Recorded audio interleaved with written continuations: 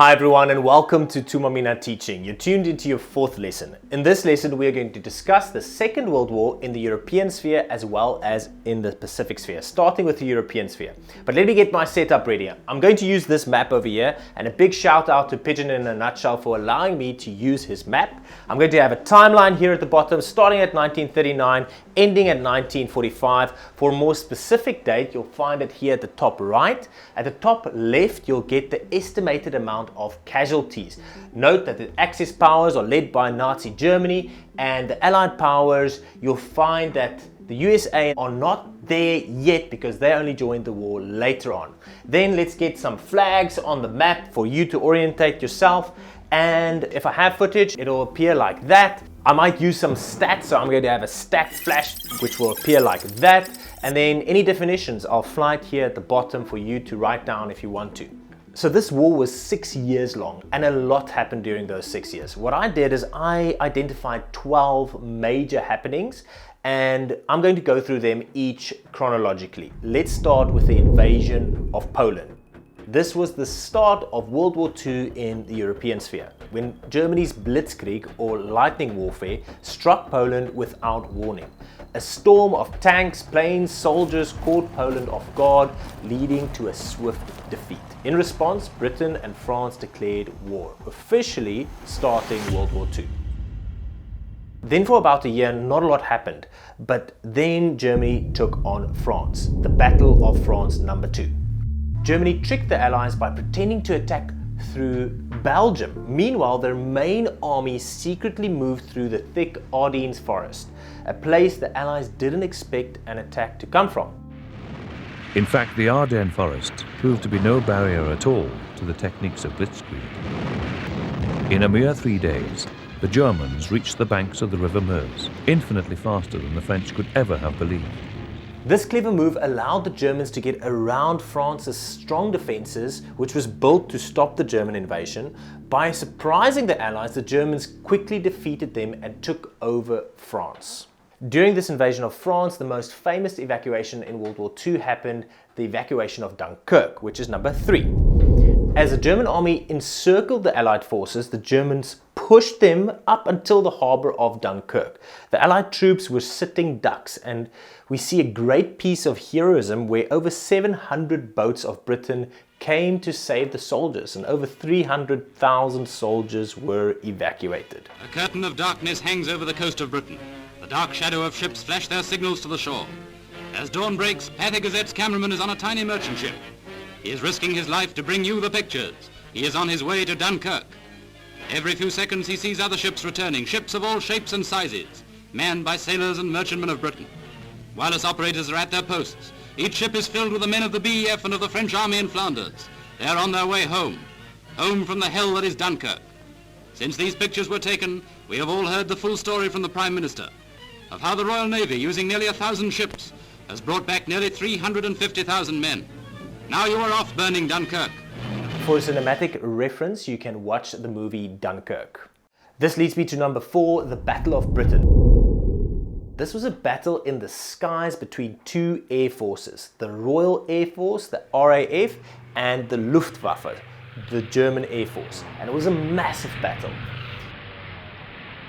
To understand the scale of this battle, check the stats. The Royal Air Force deployed over 1,900 aircrafts. The Luftwaffe committed around 2,500 aircrafts. That's a big battle in the air. The RAF held their ground, or should I say air, and this was an exceptional important battle to win, and they managed it.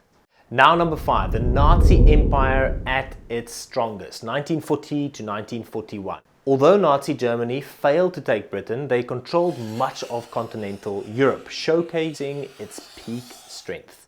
This was not enough for Hitler. He wanted more. He wanted more land. Remember the term Lebensraum? So he decided to take on the Soviet Union, which leads me to number 6, Operation Barbarossa. Now, one does not simply walk into the Soviet Union. Listen to how big this operation was. In fact, it was the biggest military operation ever in history. We're talking 3 million German soldiers, thousands of tanks and aircrafts over a front of almost 3,000 kilometers. The numbers are staggering. Now, during this operation, two massive battles I want to highlight. Number 7, the Battle of Leningrad. This battle was horrific. The German and the Finnish armies attacked from two sides, and this siege lasted for almost 900 days. They tried to take over the city, and the Soviet Union stood their ground and eventually won the battle. This was remarkable Soviet Union endurance. Here are some astonishing figures.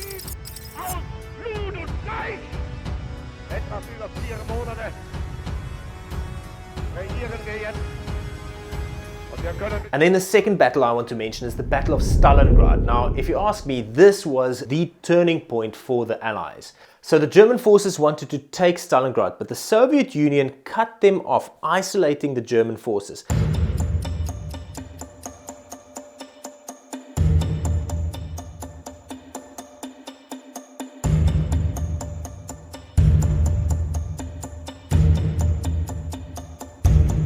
And the greatest weapon that the Soviet Union used was the Russian winter. The Germans weren't ready for the Russian winter.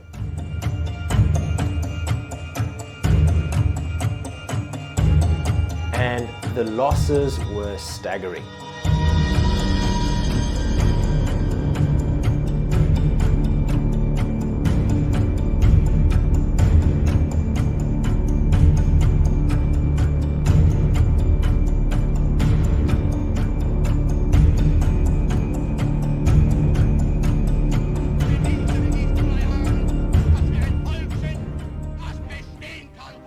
Hitler made the same mistake as Napoleon in 1812.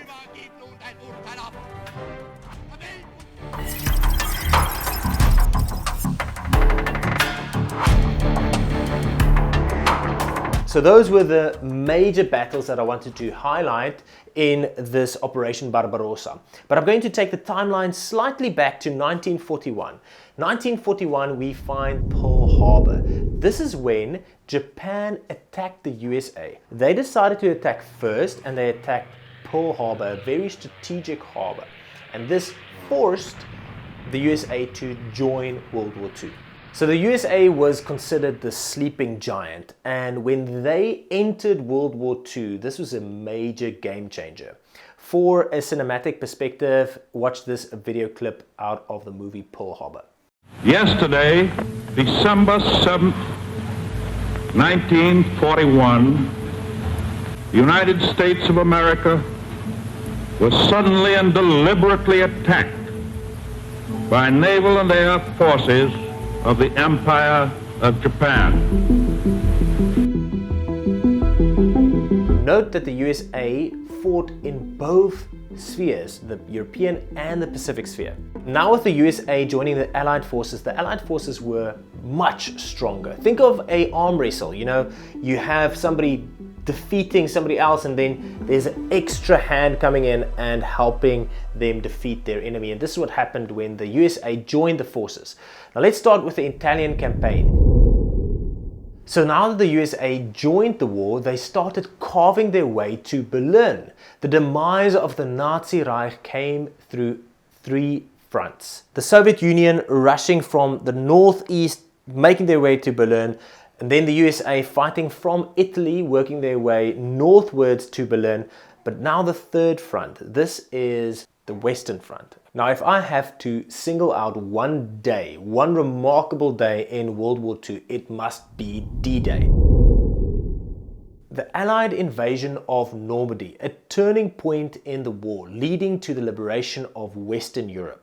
Now, I wish I had more time to go into detail. It's really worth watching a documentary, or at least watch the opening scene of Saving Private Ryan. But let me go through this original footage with you to just discuss this profound yet horrific day. So, as you can see, thousands upon thousands of ships were dedicated to this day. It looks like a scene from a movie. There were around 7,000 vessels dedicated to this day. Interestingly, those balloons that you see above the ships, let me just pause there for a second, those balloons were connected to the ships by a steel wire. and it actually protected the fleet from aeroplanes, low-flying aeroplanes, and it created this iron curtain around the fleet. It was very, very interesting. And then planes, around 11,000 planes were dedicated for this day. They bombed the area around the beaches before they sent in the troops. And I could just imagine the damage, even collateral damage in that area.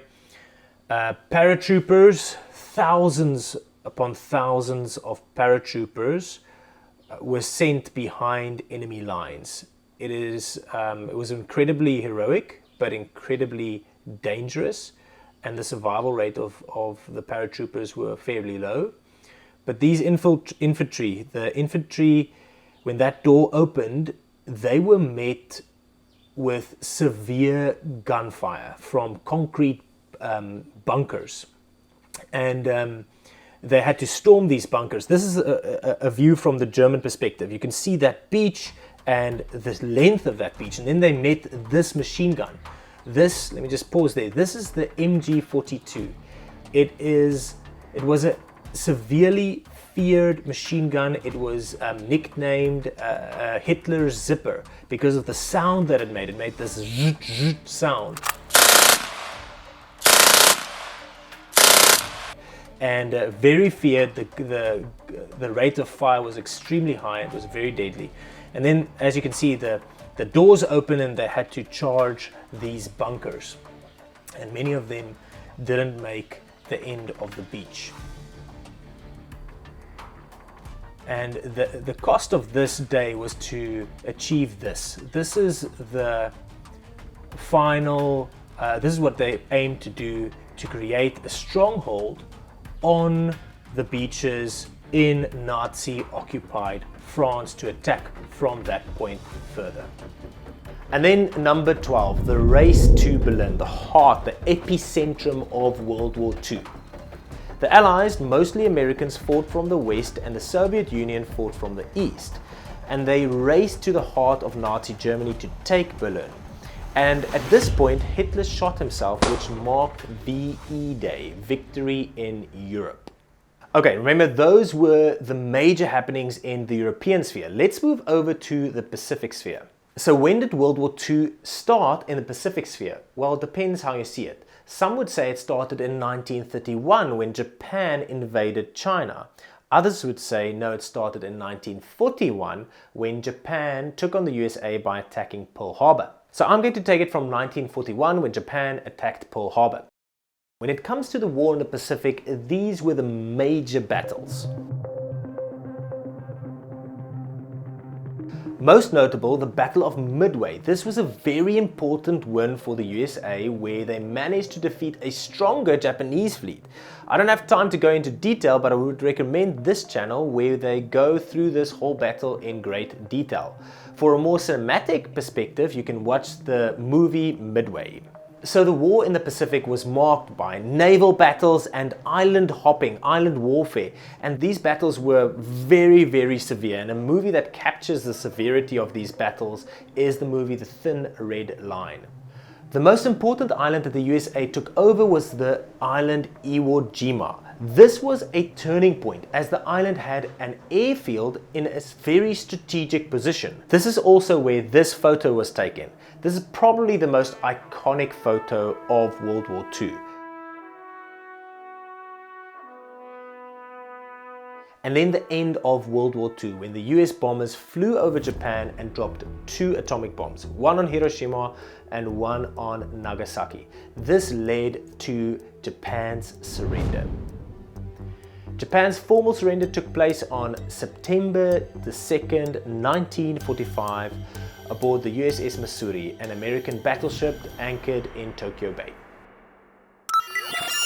So at this point, I wanted to publish this video. However, I thought, let me ask my mom, who is an artist, if she could perhaps draw a collage of World War II.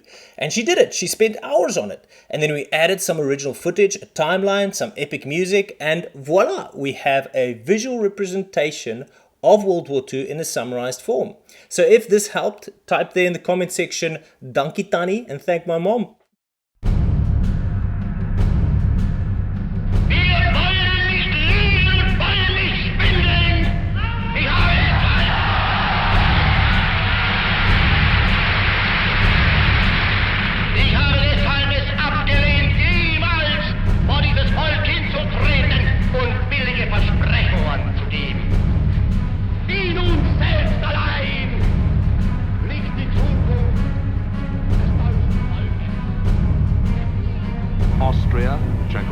Czechoslovakia, Poland, Denmark, Norway, Holland, Belgium, France. We shall fight on the beaches, we shall fight on the landing grounds, we shall fight in the fields and in the streets, we shall fight in the hills, we shall never surrender.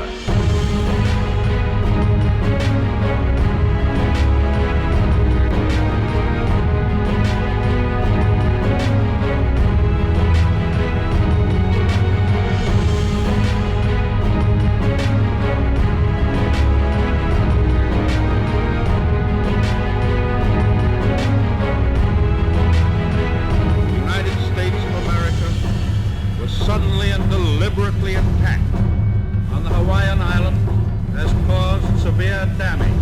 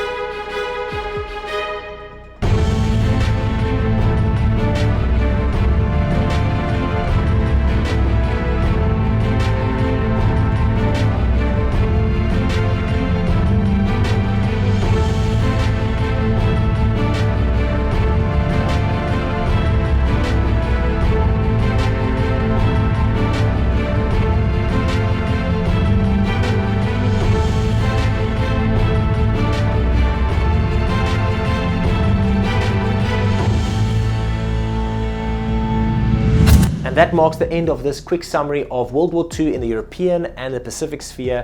And I hope you learned a lot. Remember to check the quiz in the description and also the slides. And I hope to see you in lesson 5, where we are going to discuss the Holocaust.